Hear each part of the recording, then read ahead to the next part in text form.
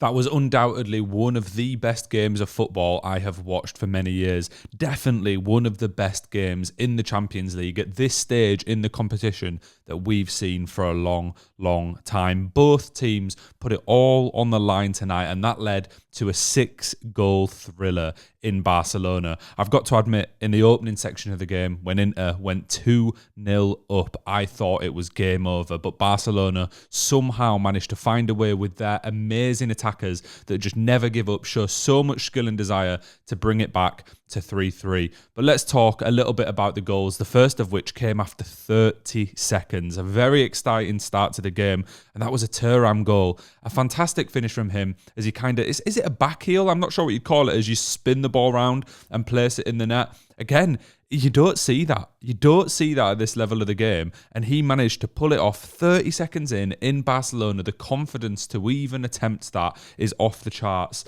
And then Inter Milan went 2-0 up, something we never saw coming. I think for most people, outside of PSG, Barcelona are the favourites for this competition. For many people, including myself, I would say Barcelona are the favourites over PSG. But to go 2-0 down, it was a Dumfries overhead kick from a corner that did it.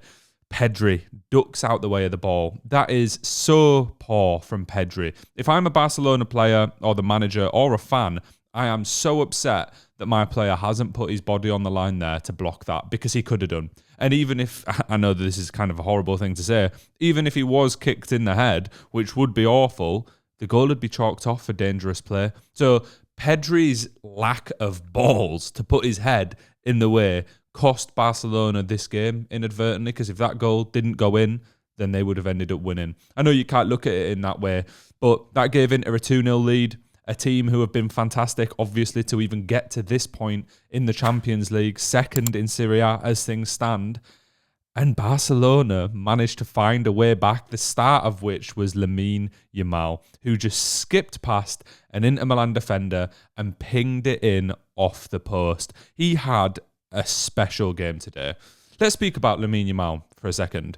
Today was his 100th appearance for Barcelona, one of the most renowned clubs in the world, and he's already had 100 appearances at 17. He was causing the Inter Milan defence terror all game today. Multiple times he was pirouetting, getting past people, putting it through the legs, putting good crosses in, having shots. This season, all in all competitions, he's had 14 goals and 24 assists for Barcelona.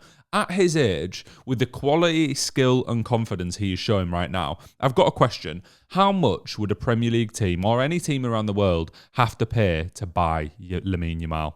I know that it's not an option that Barcelona will even consider, but they are in a bit of financial difficulty. I'm intrigued. I want to know. Leave in the comments. Tell me how much you think someone would have to pay for Yamal. I'm thinking at this point, with the current football market, you're saying 250 million, because he looks like he's going to go on to be the best player in the world. We've been waiting for a new Messi or Ronaldo, a new star to burst onto the scene. Although we have Mbappe, Haaland, Vinicius, some fantastic footballers, they're not quite to the level that Messi and Ronaldo were they? Feels a bit harsh saying that because they're the best about right now, but they're not. They're not as good. They're not stealing the show like them two were.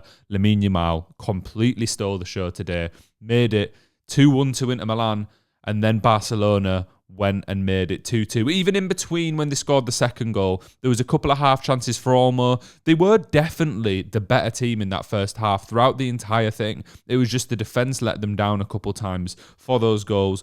But they made it 2-2. A ball from the edge of the box reaches Rafinha, kind of on the side of the box. He heads it across, and Ferran Torres just slots it home.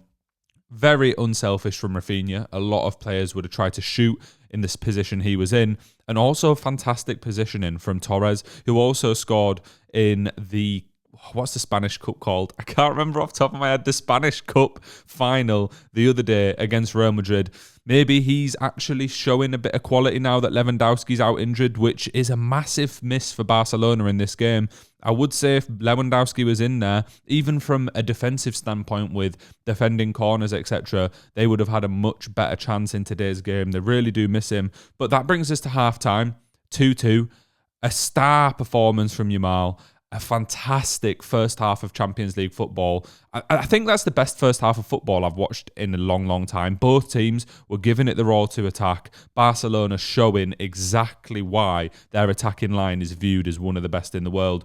And then we go on to the second half, and the script kind of flipped a little bit. It was much more even, but Inter Milan seemed to be having a lot more joy in attacking opportunities. And then they went and made it 3-2. Another corner, another Dumfries goal, a header which he had no right to get. It had gone over so many Barcelona players. Their defence really did let them down today. Not just in this opportunity, but there were so many times they were caught out of position. Kind of looked like they were taking it a little bit too easy, allowing Inter Milan to run in behind a bit too often and not track the runs properly.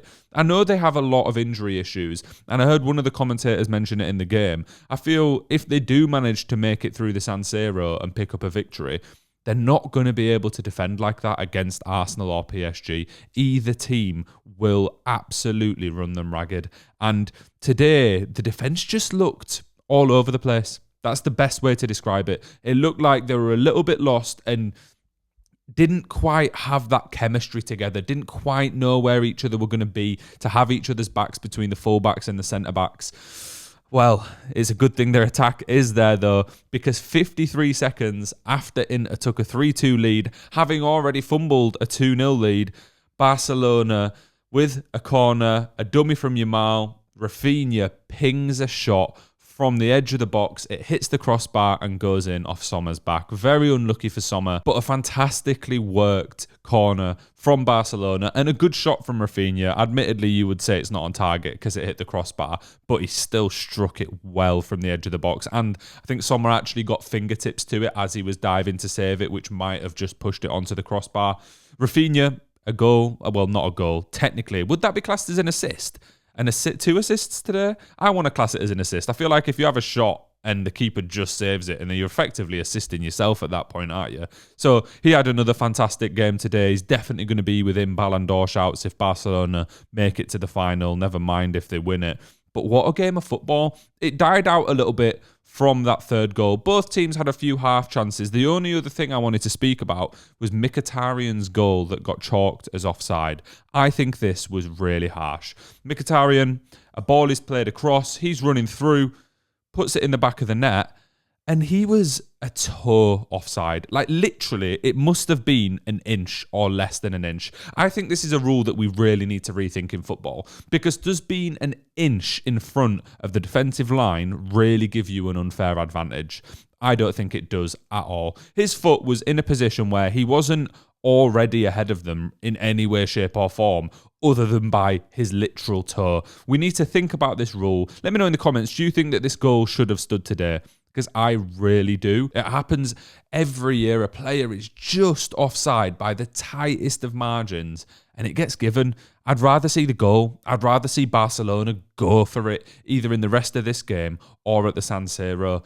But it got chalked off, so it doesn't count, and the game ends 3-3 in what feels like quite a fair result, really. Barcelona's defensive frailties, Inter Milan exposing those, and then Barca's unbelievable attackers with so much flair and so much confidence at the minute, showing that you really can't count them out at any point. That's enough waffle from me anyway, boys and girls. Come back for some reactions to the next round of semi-finals in the Champions League, and please do hit like and subscribe. We're very quickly approaching 1,000 subscribers now. I'll see you soon. Peace.